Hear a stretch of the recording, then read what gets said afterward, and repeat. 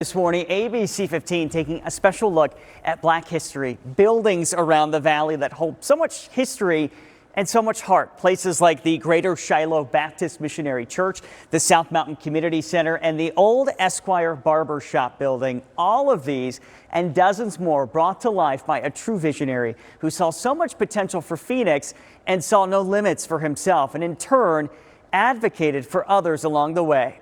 Russia Fellows would become the first Black architect to be licensed in Arizona.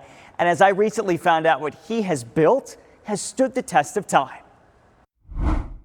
He was incredibly talented. It's the new addition to an old neighborhood that's helping to keep the history of Eastlake Park alive. He was dreaming of what he could be. Valley developer Lorenzo Perez helped spearhead the effort to get this mural painted on the old Esquire Barber Shop building, now serving as a resource hub for Black-owned businesses. I wanted to make sure we captured his seal. That's everything for the architect. And not just any architect, Russia Fellows. He was the first African-American architect to be licensed in Arizona, and also the first to graduate from ASU's architecture school. That's the site plan of this building.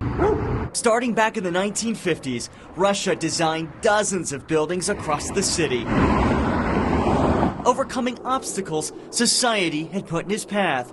But what Russia was able to build goes way beyond brick and mortar. Had he not done that, where would I be? In 1990, Lorenzo was a freshman architecture student at ASU, the first in his immediate family to go to college. He was such a gentle person, easy to be around, and so encouraging. During his first semester, Russia was Lorenzo's advisor and was there at a time he thought he couldn't go on. I remember him telling the receptionist, clear my schedule. I get emotional.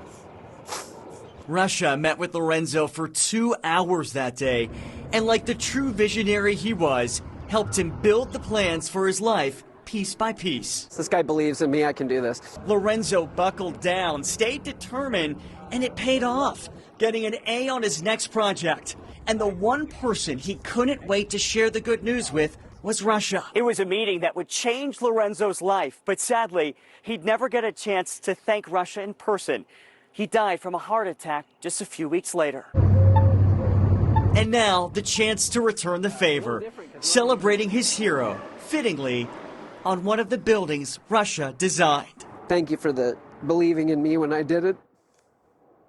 Yeah, so the mural is on a building that Russia designed, which now has become a hub for Black-owned businesses. All of this coming full circle here.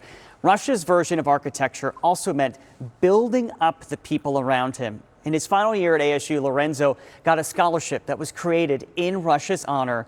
He was one of the very first students to receive it, and remembers being worried when he was a freshman about paying for his final year. But Russia had always told him, don't worry, we got you. We're going to figure a way to take care of this.